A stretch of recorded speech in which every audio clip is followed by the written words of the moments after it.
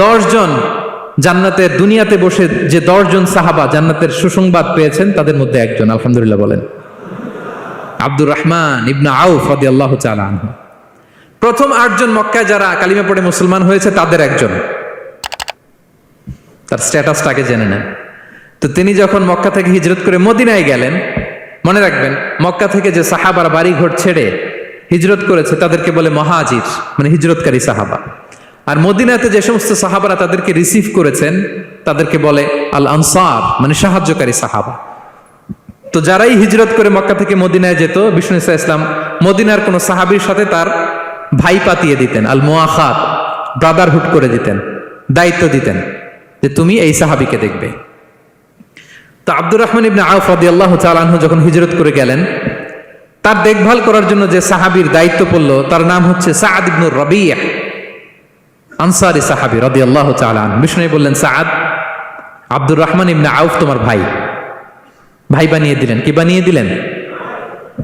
তুমি তাকে take care করবে, সে হবে তোমার মেহমান। সুবহানাল্লাহ। সাআদ ইবনে রাবিয়া রাদিয়াল্লাহু তাআলা আনহু তিনি আব্দুর রহমান ইবনে আউফকে ডেকে নিয়ে গেলেন, ঘরে নিয়ে গেলেন মেহমানকে, এবং বললেন, ইয়া সাআদ ইন্নী আকসারুল আনসারি মালান। হে সাআদ, তুমি চিন্তা করো না, তুমি মনে করো না যে তোমার ভরণ পোষণ দিতে আমার কষ্ট হবে। আমি মদিনার সবচাইতে বড় বিজনেস ম্যাগনেট, সবচাইতে বড় বিজনেস ম্যাগনেট আমি। No tension, don't worry about it. Tension নিও না, আসো, তোমার জন্য আমার কি প্রপোজাল শোনো। ফাআকসিমু লাকা নিসফা মালি, আমার যত সম্পদ আছে আমি অর্ধেক তোমার দিয়ে দিব। সুবহানাল্লাহ। এত আসতে আপনার বাড়িতে কেউ মেহমান হলে করতে পারবেন এরকম? আল্লাহ, কেমন প্রেরণার বাতিঘর তারা। ফাআকসিমু নিসফা মালি, হে আব্দুর রহমান ইবনে আউফ, আমার অর্ধেক সম্পদ তোমারে দিয়ে দিব। এখানেই শেষ না, এরপর বলতে লাগলেন, আমার অনেকগুলো স্ত্রী আছে, তুমি কোথায় যে মেয়ে খুঁজবা, প্রস্তাব দিবা, এত ঝামেলার দরকার নাই। আমার কোন স্ত্রীকে তোমার ভালো লাগে বলো, তার যদি তোমাকে ভালো লাগে তাহলে প্রয়োজনে তাকে আমি ডিভোর্স দিয়ে দিব, তাকে নিয়ে তুমি সুখের সংসার করবা। আল্লাহু আকবার, আল্লাহু আকবার। অর্ধেক সম্পদ দিয়ে দিব, আমার একাধিক স্ত্রী আছে, কাউকে যদি তোমার পছন্দ হয় এবং সেও যদি তোমাকে পছন্দ করে প্রয়োজনে তাকে ডিভোর্স দিব। New life, new career, just go on. আমরা এই সুযোগ পেলে কি করতাম?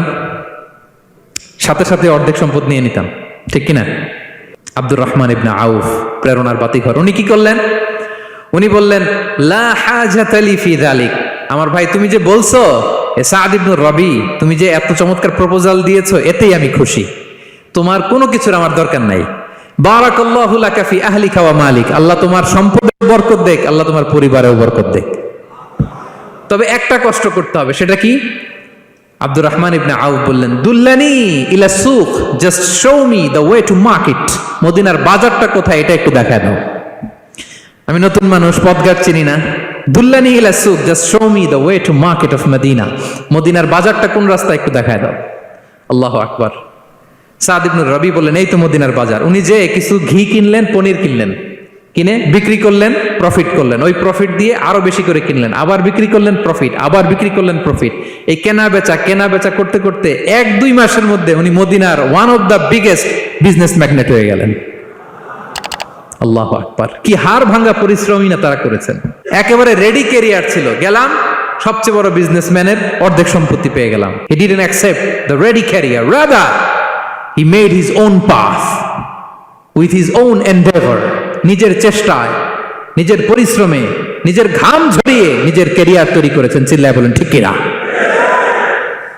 This is the biography of Abdul Rahman ibn Auf radiyallahu ta'ala anhu.